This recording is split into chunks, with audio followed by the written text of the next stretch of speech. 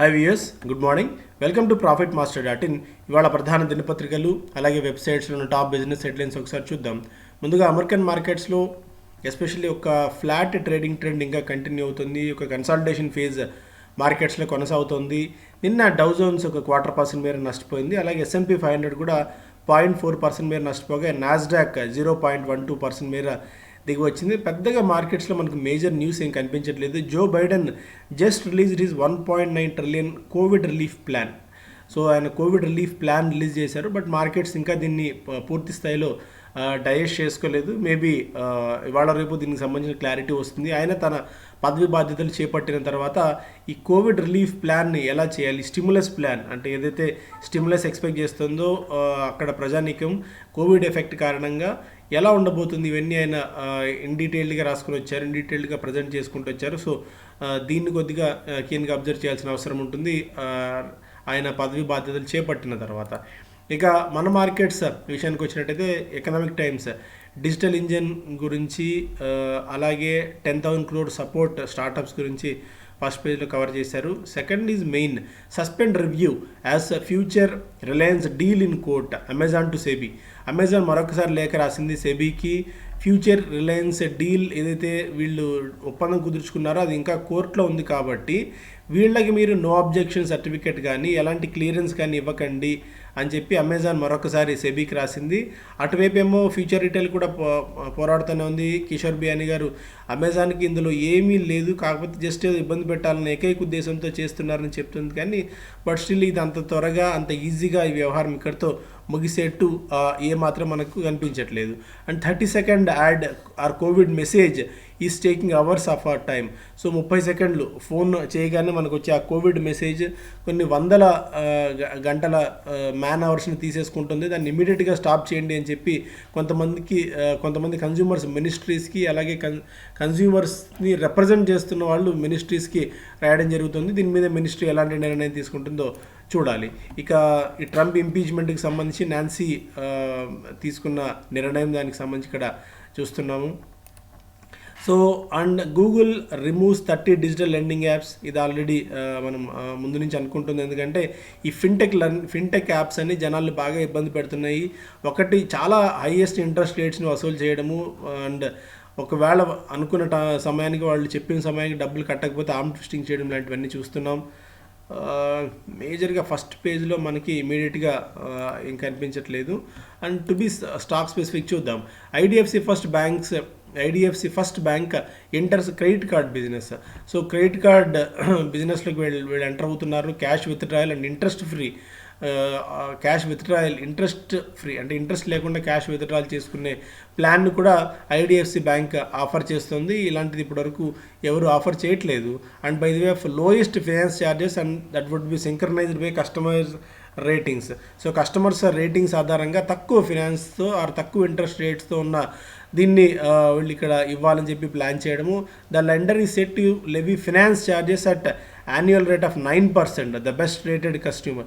So best rated కస్టమర్కి annual rate 9%కే ఇవ్వాలని చెప్పి కూడా ఆలోచిస్తున్నారు. అలాగే లో రేటెడ్ కస్టమర్స్కి 36% దాకా వడ్డీ రేటు వసూలు చేయాలని కూడా వీళ్ళు ఐడిఎఫ్సి ఫస్ట్ భావిస్తుంది. సో మొత్తానికైతే ఒక మేజర్ డెసిషన్ ఇప్పుడు వీళ్ళు తీసుకుంది ఈ క్రెడిట్ కార్డ్ బిజినెస్లోకి ఎంటర్ అవ్వడానికి. అలాగే mutual funds bet on NBFCs auto and solar themes in December. So డిసెంబర్లో ఇప్పుడు తాజాగా మ్యూచువల్ ఫండ్ కంపెనీస్ ఎన్బిఎఫ్సిల మీద ఆటో అండ్ సోలార్ థీమ్స్ మీద ఎక్కువగా ఫోకస్ వాళ్ళు పెడుతున్నారు. వాళ్ళు రీసెంట్గా కొనుగోలు చేయాలనుకుని బలంగా భావిస్తున్న స్టాక్స్లో ఎండ్యూరెన్స్ టెక్నాలజీస్ ఉంది. మిర్రే మ్యూచువల్ ఫండ్ ఈ స్టాక్ని పిక్ చేస్తుంది. 1358 రూపాయల ప్రస్తుతం కరెంట్ మార్కెట్ ప్రైస్ ఉంది. వీళ్ళు బ్రేక్స్, సస్పెన్షన్స్ అలాగే ట్రాన్స్మిషన్ ప్రోడక్ట్స్ తయారు చేస్తుంటారు 2 వీలర్స్కి. ఎప్పటి నుంచో ఉన్న కంపెనీ అండ్ చాలా స్ట్రాంగ్ గ్రోత్ పొటెన్షియల్ని కనబరుస్తూ వస్తుంది. అండ్ అటు క్లయింట్స్ పరంగా చూసినా కూడా hero MotoCorp, TVS Motors, హుందాయ్, Kia లాంటి పెద్ద కంపెనీస్ కూడా క్లయింట్స్ జాబితాలో ఉన్నారు. రెవెన్యూ కొద్దిగా పెరుగుతూ వస్తుంది లాస్ట్ కొన్ని క్వార్టర్స్ నుంచి. అందుకని మిర్రే అసెట్ ఎండ్యూరెన్స్ టెక్నాలజీని పిక్ చేసింది. అలాగే కోటాక్ మ్యూచువల్ ఫండ్ ఏమో శ్రీరామ్ ట్రాన్స్పోర్ట్ ఫైనాన్స్ని పిక్ చేసింది. ప్రస్తుతం స్టాక్ 1215 రూపాయల దగ్గర స్టాక్ కోట్ అవుతుంది. అండ్ గత కొద్ది కాలం నుంచి లాస్ట్ ఒక 6 మంత్స్ నుంచి ఫ్లీట్ యూటిలైజేషన్ లెవెల్స్ బాగా పెరుగుతున్నాయి. ఈ వెహికల్ ఫినాన్సింగ్ కూడా పెరుగుతుంది. ప్రీ కోవిడ్ లెవెల్స్కి కంపెనీ కూడా వస్తుంది కాబట్టి మెల్లగా దీన్ని కూడా ఈ పర్ఫార్మెన్స్ కూడా బాగుండొచ్చు అని చెప్పి కోటాక్ మ్యూచువల్ ఫండ్ భావిస్తుంది. అలాగే ఫ్రాంక్లిన్ టెంపుల్టన్ ఏమో బోరోసిల్ రెన్యూవల్స్ని స్టాక్ని పిక్ చేసింది. 275 రూపాయల దగ్గర స్టాక్ ఉంది. చాలా లోయర్ లెవెల్స్ నుంచి స్టాక్ పెరిగిన సంగతి మన అందరికీ తెలిసిందే. Small cap solar glass company ఇది. సోలార్ పవర్ మీద కంపెనీ బాగా బెట్ చేస్తూ వస్తుంది. ఇండియన్ గవర్నమెంట్ దాదాపు 100 గిగావాట్ల సోలార్ పవర్ కెపాసిటీని 2022 నాటికి తీసుకురావాలని లక్ష్యంగా నిర్దేశించుకున్న నేపథ్యంలో ఈ డొమెస్టిక్ సోలార్ మ్యానుఫ్యాక్చర్ కంపెనీకి మరింత ప్రాస్పెక్టివ్నెస్ ఉండొచ్చు అని చెప్పి అనలిస్టులు భావిస్తున్నారు. World's first manufacture of 2mm fully tempered solar glass ని తయారు చేస్తున్న కంపెనీ ఇది. సో మొత్తానికి ఇది కూడా 2023 నాటికి మెరుగైన స్థానంలో ఉండొచ్చు అని చెప్పి ఫ్రాంక్లిన్ టెంపుల్టన్ భావిస్తుంది. క్యాన్ఫిన్ హోమ్స్ ఒకటి యూటీఐ మ్యూచువల్ ఫండ్ పిక్ చేసింది. దాదాపు 496 రూపాయల దగ్గర స్టాక్ కోట్ అవుతుంది. ఎన్పిఎస్ భారం బాగా తక్కువగా ఉన్న కంపెనీ. ముందు నుంచి క్యాన్ఫిన్ హోమ్స్ అంటే ఎన్పిఎస్ కాస్త తక్కువ ఉంటాయి, ఎందుకంటే 95-96% వాళ్ళు చాలా ఆలోచించుకొని ఒక లోన్ ఇచ్చారంటే ఎంప్లాయీస్కి, దట్టు సెంట్రల్ గవర్నమెంట్ ఎంప్లాయీస్కి, గవర్నమెంట్ ఎంప్లాయీస్కి ఎక్కువగా లోన్స్ ఇస్తారు కాబట్టి వాళ్ళు ఎన్పిఏ భారం బాగా తక్కువగా ఉంటుంది. అయితే స్టాక్ ఈ మధ్యకాలంలో అండర్ పర్ఫార్మెన్స్ ఉంది, ఇప్పుడు మళ్ళీ మెల్లగా పికప్ అవుతుందని అంచనా కడుతున్నారు. అండ్ రీసెంట్గా State Bank of India mutual funds Infosys, HCL tech, TCS లాంటి స్టాక్స్లో బయింగ్ చేసింది. అలాగే doctor Reddy's and sun pharma స్పేస్లో. అయితే బ్రిటానియా, దివీస్ ల్యాబ్స్, టాటా స్టీల్, ఎల్ఎన్టీ లాంటి స్టాక్స్లో కొద్దిగా ప్రాఫిట్ బుక్ చేసుకుంది, ఎందుకంటే ఈ స్టాక్స్ బాగా పెరిగి ఉన్నాయి కాబట్టి. అలాగే ప్రైవేట్ బ్యాంక్ స్పేస్లోనేమో కోటక్ బ్యాంక్ అండ్ బంధన్ బ్యాంక్ని కూడా వీళ్ళు ప్రాఫిట్స్ బుక్ చేసుకున్నారు. స్మాల్ అండ్ మిడ్ క్యాప్స్లో Tata chemicals, automotive axles, Canara bank and escort స్టాక్స్ని ఈ State Bank of India mutual fund pick చేసింది. అలాగే హెచ్డిఎఫ్సి బ్యాంక్ ఏమో fresh purchase in IRCTC, Equitas small finance bank and Mahindra financial, Birla corporation, Havells India లాంటి స్టాక్స్ని pick చేసుకున్నారు. అలాగే సన్ఫార్మా అండ్ లుపిన్ కూడా ఫార్మా స్పేస్లో పిక్ చేసుకున్నారు. అయితే ఐసిఐసి బ్యాంక్, హెచ్డిఎఫ్సి బ్యాంక్లో మాత్రం కొద్దిగా ప్రాఫిట్స్ బుక్ చేసుకున్నారు. పవర్ గ్రిడ్, టాటా స్టీల్, వేదాంత కూడా. సో టాటా స్టీల్ లాంటి వాటిల్లో పెద్ద మ్యూచువల్ ఫండ్స్ అన్ని కూడా ప్రాఫిట్స్ బుకింగ్ చేసుకున్నాయి, ఎందుకంటే రిస్క్ ఎక్కువ ఉంది. And at the same time బాగా రన్అప్ వచ్చిన నేపథ్యంలో రిస్క్ తీసుకోవడానికి వీళ్ళు పెద్ద సిద్ధంగా లేరు.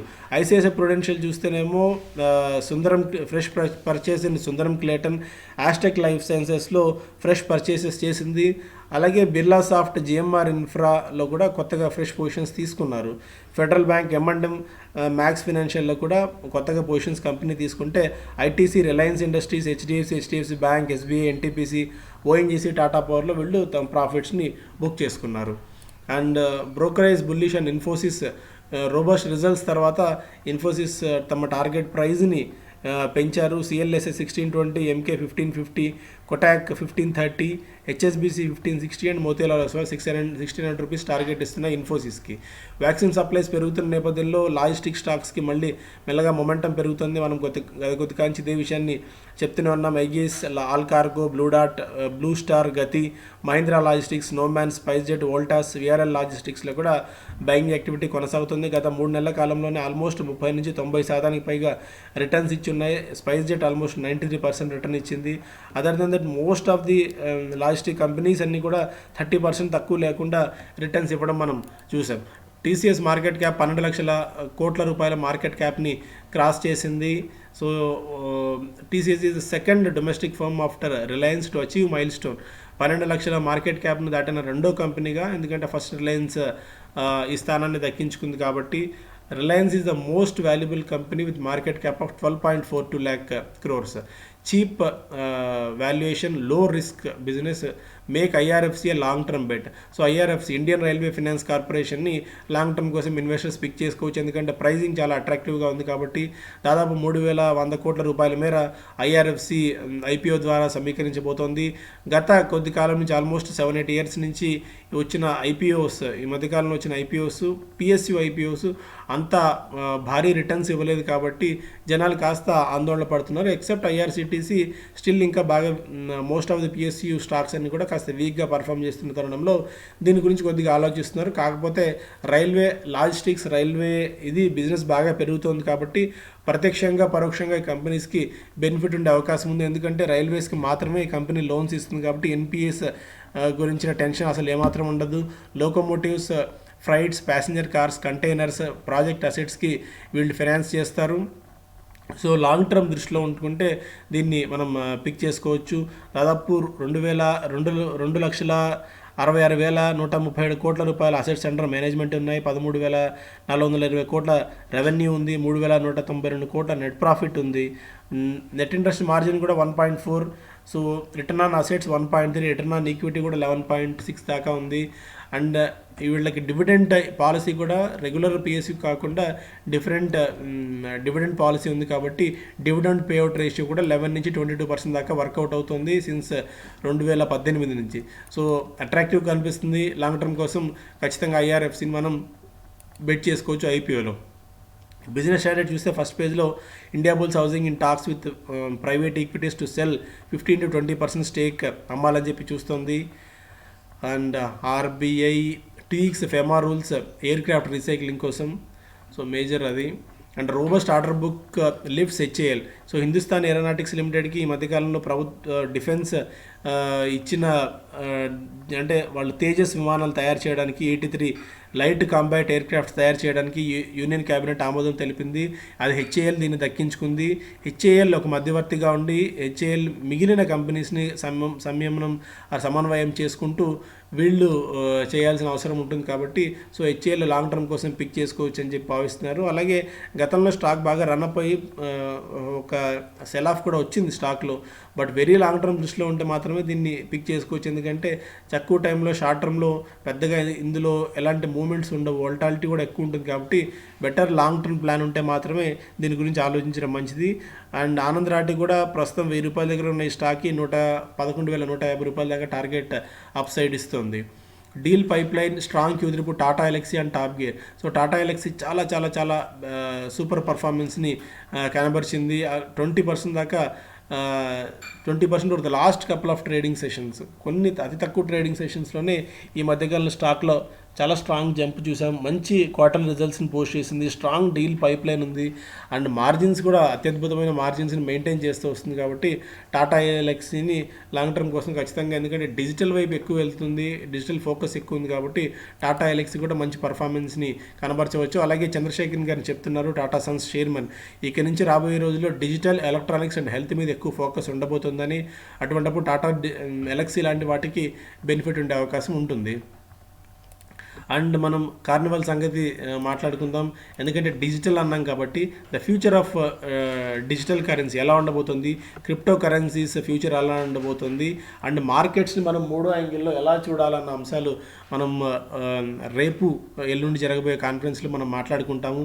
ఈ క్రిప్టో కరెన్సీ అనేది ఎలాంటి రెవల్యూషన్ తీసుకురాబోతుంది, నిజంగా దీనికి అంత భూమి ఉందా, బిట్కాయిన్ దాదాపు $40,000 పలకాల్సినంత ఉందా అన్న అంశాలతో పాటు ఎలా అంటే అనలిస్టులు ఎలా చూడాలి, మనం ఈ 2 కళ్ళతో కాకుండా 3వ కంటితో ఎలా మనం మార్కెట్స్ని చూడాలి, ఒక అనలిస్ట్ లాగా, ఒక ప్రొఫెషనల్ లాగా మార్కెట్ని కానీ ఒక కంపెనీని కానీ 360 డిగ్రీ యాంగిల్ ఎలా చూడాలని చెప్పి బాలాగారు మనకు చెప్తారు. అలాగే క్రాంతి గారు సక్సెస్ఫుల్ ఇన్వెస్టర్స్ లైక్ రాకేష్ జున్వాలా అనుకోవచ్చు, లేదంటే మిగిలిన ఇప్పుడు వరకు ఉన్న సక్సెస్ఫుల్ ఇన్వెస్టర్స్ ఎవరైతే ఉంటారో వాళ్ళందరూ ఎలా స్టాక్స్ని పిక్ చేస్తారు, వాళ్ళ స్టాక్ పికింగ్ స్కిల్స్ ఏంటి, మెథడాలజీ ఎలా ఉంటుందని అంశాలతో అవి చెప్పడంతో పాటు డికేడల్ థీమ్ 2020-2030లో రాబోయే 10 ఏళ్లలో ఏ సెక్టార్స్ బాగా ఫోకస్లో ఉండొచ్చు అన్న అంశాలు ఆయన మాట్లాడతారు. కాబట్టి సో ఇలా జస్ట్ స్టాక్స్ అన్నవే కాకుండా మనకి మార్కెట్ గురించి ఒక డిఫరెంట్ పర్స్పెక్టివ్ వస్తుంది కాబట్టి ఖచ్చితంగా మీరు అందరూ పార్టిసిపేట్ అవ్వండి. అండ్ ఫార్మ్ ప్రొటెస్ట్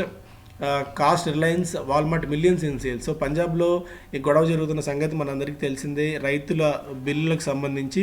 సో అక్కడ ఉద్యోగులకి ఇష్యూస్ ఉంటాయి, వాళ్ళ భద్రతను దృష్టిలో పెట్టుకుని వాల్మార్ట్ అండ్ రిలయన్స్ చాలా స్టోర్స్ని క్లోజ్ చేసింది. దాదాపు 100 వరకు స్టోర్స్ అక్కడ క్లోజ్ ఉన్నాయి. దీనివల్ల రెవెన్యూ బాగా హ్యామర్ అయ్యే అవకాశం ఉంది అని చెప్పి రిలయన్స్ అండ్ వాల్మార్ట్ భావిస్తుంది. ఇప్పటికే టెలికాం టవర్లు దాదాపు 2,000 టవర్ల దాకా ధ్వంసం చేశారు. అండ్ పెట్రోల్ పంప్స్ని కూడా పంజాబ్లో దాడులు చేసే నేపథ్యంలో సో రిలయన్స్కి రెవెన్యూ రిస్క్ ఈసారి బాగా ఎక్కువగా ఉండబోతుంది. అది ప్రధాన దినపత్రికలు అలాగే వెబ్సైట్స్ ఉన్న top business headlines. Thank you so much. Have a great day.